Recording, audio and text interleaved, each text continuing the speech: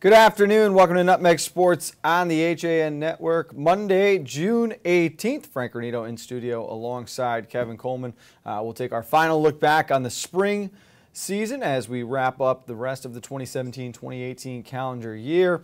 We've got some collegiate athletes playing very well from the FCX, some commitments to colleges I want to cover, Kev, as well as the all-FCX, all-state teams to address. And, of course, it is the week of the Travelers Championship here in Connecticut, so some of golf's greats ascending onto the Nutmeg State now following the U.S. Open. I think the tour of these players are just thrilled to be out of Shinnecock. I mean, oh man, a lot of top-notch golfers didn't make the cut this weekend, so I'm sure they're happy to be traveling up to Hartford and not playing at Shinnecock again. I don't want to spend too much time on the U.S. Open. You know I love golf as much as anyone, and I'm probably one of the few people who watched that tournament this weekend and actually genuinely enjoyed what they were seeing. I know the players weren't, and a lot of fans were upset with the way the course played, but it's the U.S. Open. It's supposed to be the toughest test in all of golf. It's not supposed to be easy, and for a couple of days there, some of those golfers got to experience what it's like to be just the average Joe golfer again. And you know what? They had great weather, too. I know it rained a little bit Friday morning, but other than that, I mean, talk about a breathtaking weekend for golf over there in Long Island. A lot of fun there. Of course, the World Cup is underway. I'll give you a couple minutes here because I have followed along, and a lot of surprises to start this World Cup. I think right off the bat, Mexico beating Germany, I don't think a lot of people saw that coming. Mexico is that type of team where they were coming into the World Cup with a big chip on their shoulder. They wanted to prove to the nation, to the rest of the world, that this is a legit team, a legit squad. And they have the players, and I think that's a great result. I think you have a great opening weekend of soccer in the World Cup, and you look back to Friday's game between Spain and Portugal, hands down one of the best soccer matches I've ever seen. Are you only saying nice things about Mexico because Landon Donovan is now their #1 fan? I am not. I am not. We can discuss that another time. What Landon has posted this past weekend about Mexico. But again, great weekend. Iceland tying Argentina. Messi. That was a good game. That was a great game too. Great game. Iceland. That is their first awesome. World Cup game. Yeah. They get the draw. The fans obviously into it. First time in a World Cup that Brazil, Germany, and Argentina all failed to win their first match. Yeah, it's unbelievable. And Brazil too. Questions with Neymar. He was getting a little scrutiny yesterday for his play, but I mean, we've seen some unbelievable goals already. We've seen some great saves, great games in general, but this week leading up is going to be another good week to finish off the group stage. And now we're going to see where teams fall into place. We got England coming up now. They're a team as well, the three Lions, that they want to prove to the world that they're a legit squad and want to get back into the knockout stage. So really going to be a fun week of soccer, and I think it really has grabbed a lot of people's attention. U.S. has still not lost a game in this tournament, so we're getting better than we have been in the past, I would say. I think the one thing you'll take away from this is that we get to host the World Cup in 2026. Okay. Huge for the United States, huge for Canada as well. They haven't qualified for a World Cup since 1986. So for the U.S., they have time now to get ready for not only 2026 but for 2022. They're moving in the right direction. I'm excited for what's to come here for U.S. soccer. All right. Well, that's enough soccer for the day.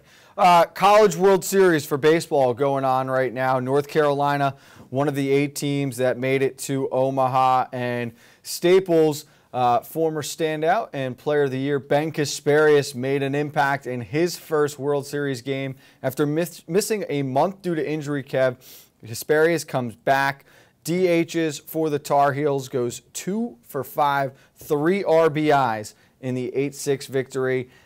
You saw he was one of the players they selected for the post-game interviews there, and watching that, listening to what Ben said, he just felt great being back in the lineup. The coaching staff and the fellow players all had great things to say about Ben, so very cool seeing him start to not only, continue playing, but succeed as well at the highest collegiate level. Yeah, and that's what sticks out the most right now, is that what Ben's able to do at this level. And you're talking about some of the top players in the country right now playing baseball in the College World Series, which a great tradition over there in Omaha. And for Ben to be able to do that and have kind of like hometown kid be able to do some work on the big stage and bright lights, it's great for Ben. I know Coach McFarland's got to be thrilled for him and the rest of the Staples record. So this is a very cool story to keep an eye on for the rest of the week.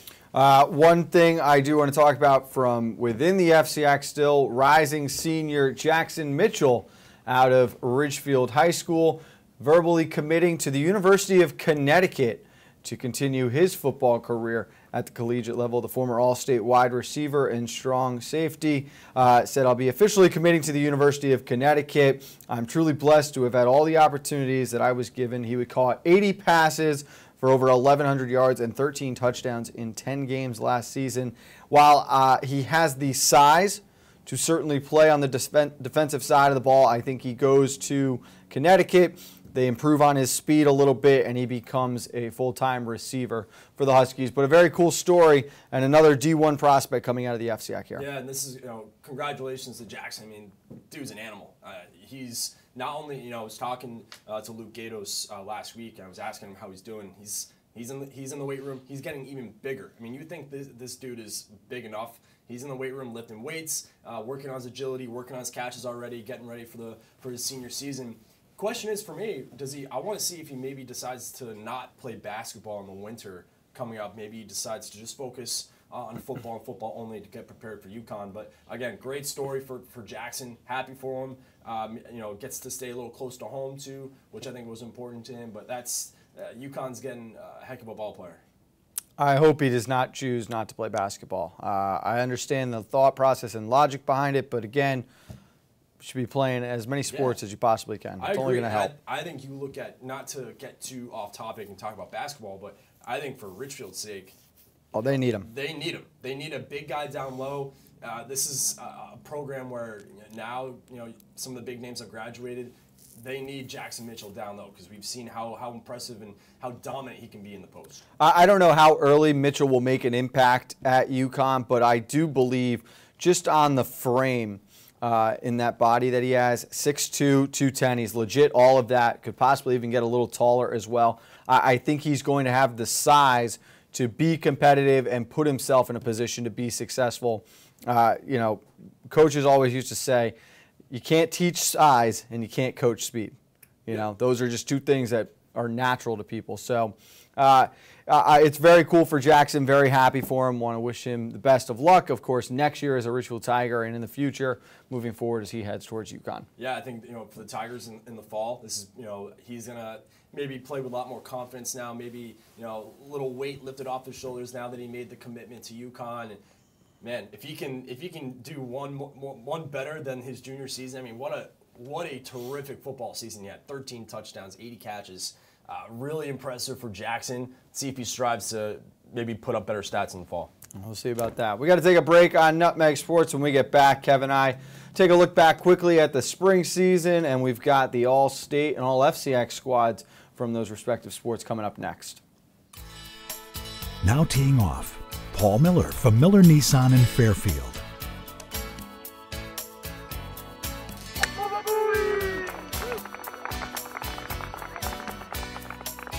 Excuse me, Mr. Miller.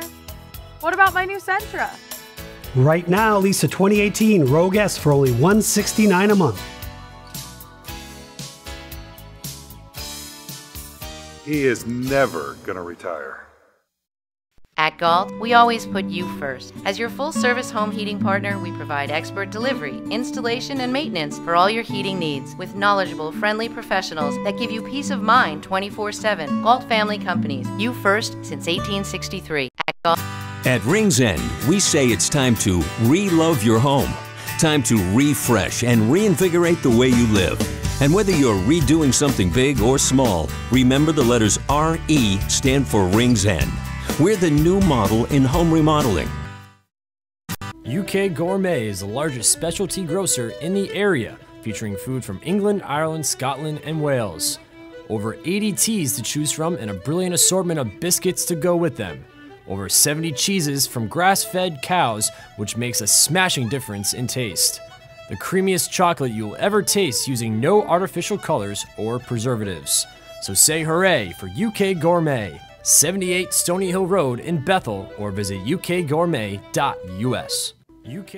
Back on Nutmeg Sports, Frank Granito with Kevin Coleman in studio on Monday, June 18th. Just quickly looking back on the spring season here as we wrap up our year in review, Kevin. For you, the FCIAC, so much success in the spring. Really, with the exception of baseball, they were borderline dominant across the board in most of these sports. who was the biggest surprise champion to you when you think about you had St. Joe's upsetting Trumbull in softball, the Ridgefield Tigers winning states in boys lax, New Canaan in girls lax, tennis Staples for the girls finally getting over the hump there with Darien. I mean, of all these little shakeups that probably weren't as expected as we would think, biggest surprise to you? It's got to be the Ridgefield Tigers beating Darien. And I also want to say Staples volleyball for winning FCX and states. I think that was really impressive to see them, how motivated they were from meeting them at the spring tour to they promised they got what they won. That would be the argument against it. The surprise level there, I don't know how much I would favor the Staples volleyball team because they did say it to us. They came out right away and they said, we're going to be the ones to upset this year. So I think right there, that kind of puts them at the top.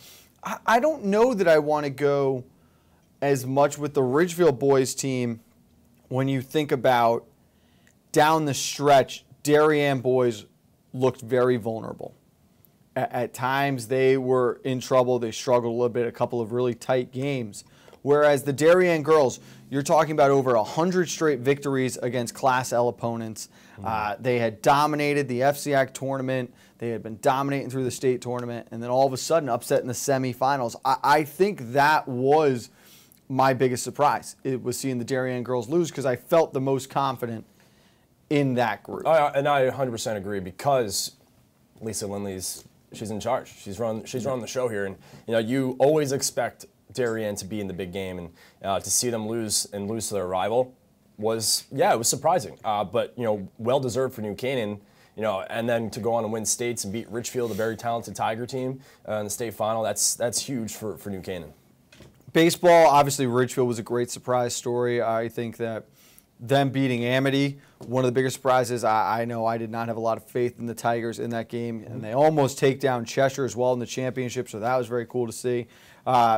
Something that probably should have been more surprising, but was not, the amount of FCAC teams that lost early in the state tournament. Yeah, that's true, and not just in baseball. You're looking across the board. And, you look at, for example, girls lacrosse, a lot of FCAC teams met up in that first couple rounds. So that's tough to get. It's tough to get a draw, and then you realize, oh, we're playing another FCAC team. I know. Speaking of players, they were hoping to avoid playing an FCAC team early on. They wanted to see get out to a different conference and play a different team out of conference. But it was surprising. But at the same time, it comes to show at the end of the day, especially in the state tournament, how strong this conference is. Because overall, how many teams from the FCAC were remaining, whether it was the quarterfinals, semifinals, or the championship game? I believe the final number on it was 3-6. The FCAC went. Excuse me, it's 4-7. 4-7. The FCAC went in the first round of that Class L tournament. Class Double L tournament. 2 of those games were all FCAC matchups, so they split there, but.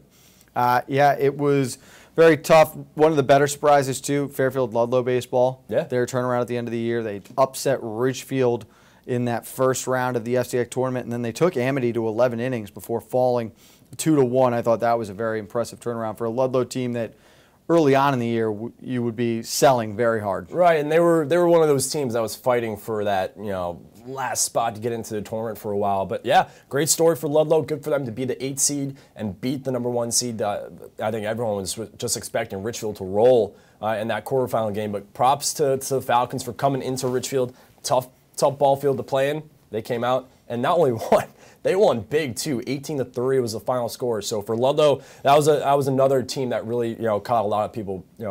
Big surprise there. All right, I know there's some of your favorites, but I got to ask you this one. More disappointing season here. Wilton basketball or Wilton baseball, both coming off conference championship appearances, both missing out on the FCAC tournament. That's a really good question. I'm going to say baseball. I think baseball, you look at their basketball team from a year ago that went to that conference championship game against Ridgefield. So many talented seniors on that team, and they bring in Brancato, and that got a lot of hype, got a lot of people excited. But I don't think that team meshed well, and I think Coach Garyak will agree with that. But for baseball, a lot of big names are coming back. Dylan LaFieri was coming back for the Warriors in baseball. So I was expecting. I think we all had Wilton penciled in to make it be one of those top 8 teams, especially in the conference tournament. So I'm gonna say for that answer, I'm gonna say Wilton baseball.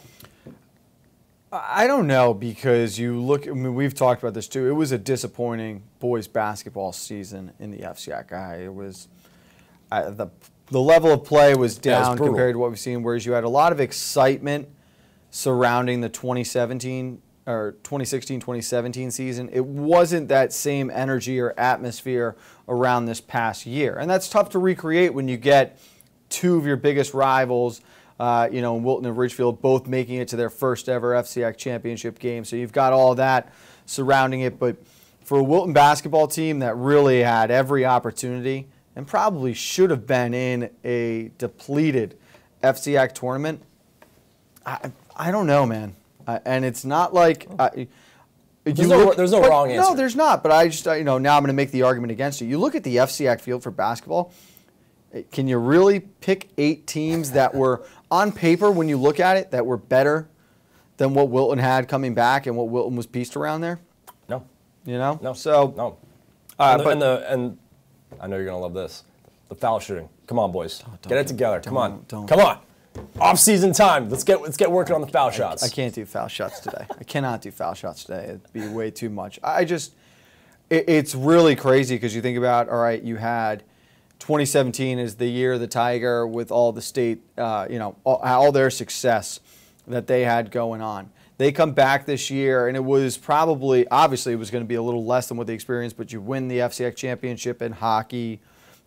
And then on top of that, you've got the 4 state championship appearances in the spring, including boys lacrosse, which was huge, girls soccer in the fall, obviously, as well. So they had a little bit of success sprinkled in there. You look at a school like Wilton, who had built up all this momentum out of last year. They've got their first basketball championship appearance. They come back and win their second FCIAC title in baseball in 3 years. And then it was a major step back this spring season. It was, especially for Wilton in general. I think this was it wasn't an unsuccessful season, but I think you look at Wilton and a lot of hype was going into the season because of their great success from last year. And I want to say we're focusing more on the boys programs because the girls lacrosse team is going to be positioned for success. And I would say they are the next team to win an FCIAC championship, not Darien. Wilton would win it before New Canaan moving forward. And we got to give a shout out to Rob Colony and his girls making it to the FCIAC championship game for girls basketball too. You got to give them a shout out. Excuse me. So yes. So maybe a little role reversal between the boys and the girls teams. There from 2017 to 2018. Of course, there was a lot of success for the conference in the state tournaments. Golf, you had Greenwich winning the boys championship. Darien is your runner-up. New Canaan, the girls champion. Fairfield Ward runner-up. That in a 3-hole playoff as well. After both schools tied the state record for the state tournament round. In track, Danbury taking the opens and double L. In boys, the girls take home double L. Softball, Trumbull's a runner-up after coming runner-up to St. Joe's, your Class M champion there. St. Joe's also had a boys lacrosse championship. Staples in tennis, girls, you had Staples defeating Darien. So, and then volleyball, you had 2 FCIAC schools in the championship. So the overall body of work by the FCIAC in this spring, arguably one of the most impressive we've seen. Yeah, and for Danbury, again, just that track program, unbelievable. So dominant, so impressive. And you mentioned the volleyball final between Ridgefield and Staples. That was a fun night. Going to 5 sets. Staples goes up 2-0. You think, okay, this is going to be a clean sweep for the Wreckers. Ridgefield climbs all the way back behind Christian DeVivo, and they just fall short. And Staples able to pull off the magical season with the great win. That 5th set was so back and forth. What a great night for volleyball, just to end on a high note. What a great spring season it was for the Staples Wreckers in volleyball. More likely to lose first, Danbury wrestling, Danbury boys track. Ooh, that's a good question. I think I'm going to say track. It's actually not that difficult. Danbury wrestling is never going to lose again. Let's take one more break here, Kev. I want to go over some of the all-FCIAC, all-state selections. We got one more break for you, and then we're back. Finale, Nutmeg Sports on the HAN Network. Want a new experience in car buying? Scap Chrysler Dodge Jeep Ram. We are Connecticut's Wrangler headquarters. Come visit our new Ram Truck Center. Our Ram trucks get the job done with unparalleled style and performance. Call, click, or stop in to find the new Jeep, Chrysler, Dodge car, minivan, or Ram truck that you've been looking for. Family owned and operated for over 50 years. Save thousands right now at the Jeep Celebration event and Chrysler Pacifica Incredible Sales event. Now through June 30th. Well, there's still a bite out on the water. Most anglers have decided to stow the gear for the winter. Just because Mother Nature isn't cooperating doesn't mean you can't see the latest models of all your favorite gear. With 2 convenient locations, it couldn't be easier to get your fix of summer. Boater, beach bum, fisherman, or simply love the New England coast, this is a unique place to shop. The Dock Shop, 51 Tokenique Road, Darien, 609 Riverside Avenue, Westport, or on the web, dockshop.com. Have you ever thought about owning a motor coach or learning about what it's like to travel the open road in superior style and comfort? Then contact Dave's RV Center in Danbury, Connecticut. Offering the best quality Class A motorhomes from Newmar, travel trailers and fifth wheel lines from Surveyor, and a toy hauler line from Work and Play. Choose from Newmar's Gas Line, Baystar and Canyon Star, or from Newmar's Diesel Line, Ventana and Dutch Star. And with unparalleled service and maintenance, Dave's RV is committed to keeping you and your motor coach safely on the road and enjoying it to the fullest. Stop by their showroom, 2 Industrial Plaza Road, Danbury, Connecticut, or call 877-483-3866. UK Gourmet is the largest specialty grocer in the area, featuring food from England, Ireland, Scotland, and Wales. Over 80 teas to choose from and a brilliant assortment of biscuits to go with them. Over 70 cheeses from grass-fed cows, which makes a smashing difference in taste. The creamiest chocolate you'll ever taste using no artificial colors or preservatives. So say hooray for UK Gourmet, 78 Stony Hill Road in Bethel, or visit ukgourmet.us. Back on Nutmeg Sports, Frank Granito with Kevin Coleman. We're taking a look at some of the all-FCIAC squads. Let's start with boys lacrosse, Kevin. There are a couple names here that, you know, I don't know how confident I am with them, and maybe feel a couple of guys were slighted. One in particular, and, you know, I know why he's there, Greg Gatto of Ridgefield. I don't believe he truly deserved to be nominated to this team, and it could be an argument to make for having a minimum number of games required to be eligible. Right, because he didn't come back until, you know, late May. He played one regular season game, 2 FCIAC games, and this was released before the state tournament. Now, mind you, he does go on and help lead the Tigers to a state championship. They upset Darien, but 3 total FCIAC games, one of which was a pretty bad loss against New Canaan. I just don't think he should be on it for this year, and it's become more of a career award when you're looking at why he's on this page. Well, he missed so much time. I think someone else deserves to be in that spot. I 100% agree with you. He missed a good chunk of the season, and maybe there should be a minimum of, maybe you have to play 5 or 6 games and you're eligible to be mentioned or get into be an all-FCIAC player, get voted at the end of the season. But I agree. I think that's, you scratch your head a little bit at that one just because how much time he missed. But again, huge impact and a huge reason why Ridgefield went on to win the state championship, 100%. I might have taken off the second team Joe Murtha or Jared Malazzi from St. Joe's in his place. I'd go Murtha. Yeah, I think their body of work over the season was more than enough to surpass Gatto there. Mac Dean of New Canaan on the first team, I thought he earned that at the end of the year. He stepped up big at their final few games and into the postseason, which really got him in there because he would have been my first close one. Jack Fita, I'll go with it from Greenwich. He did lead the offense even though they were anemic, and Brian Calabrese out of Wilton, I'm all right with. You look at the second team attackmen. If I had to go one way or the other, the player I would like to have seen bumped up, Reed Kagan of Ridgefield. Yeah, Reed Kagan had a great season for the Tigers, and he, you know, how big was he, especially when Gatto was hurt? Yep. You know, in some of those tight games where they needed a goal scorer, and Reed Kagan was that guy. I agree. I think he's a player that I would be okay with if he got selected to the first team. They were just, you know, and they're at different positions. If you had Gatto as an attackman, I would have been very happy just seeing them sort of flip there. Yeah. So Reed is on the first team, Greg on the second. The only other one I've got, Tanner Strube for Fogo, man. I disagree with that one. You know, Nick Cravato missed a lot of time there. during the season, and that probably hindered him to being on the second team, and they might have just gone with the FCX champion. But you could make an argument for a couple of other guys who had success against Shrewd during the season. I don't think that Tanner deserves to be the first team Fogo guy, and I'm hoping that that is just an award of they were the champions. Everyone was so close, we kind of went by the way the teams finished. And Cravado, I mean, just the run he went on, too, at the end of the season. I mean, he was untouchable. You look at some of these games, and he was just out-dominating his opponents in the face-off circle. You look back, especially in the state tournament, I mean, he was just on another level compared to everyone else on the field. I agree. I think Cravado should have been first team. But that's what makes the New Canaan Darien game so great because, yes, you have all these players sprinkled around, whether they're playing midi, defense, attack, goalie, but you have two of the best Fogos you could arguably say in the state playing against one another, going after, just a big battle between these two players. And we're going to miss that next year because seeing those two go after it this year was a really, really fun show to watch. Yeah, and I mean, again, it's just Chris Sweeney should be getting a lot more recognition as well, and you could make an argument for a couple other guys. Wiedfeld, the backup Fogo man for New Canaan, earned honorable mention honors here. So I get it. And again, I think we're just sort of looking at this as it becomes a career award.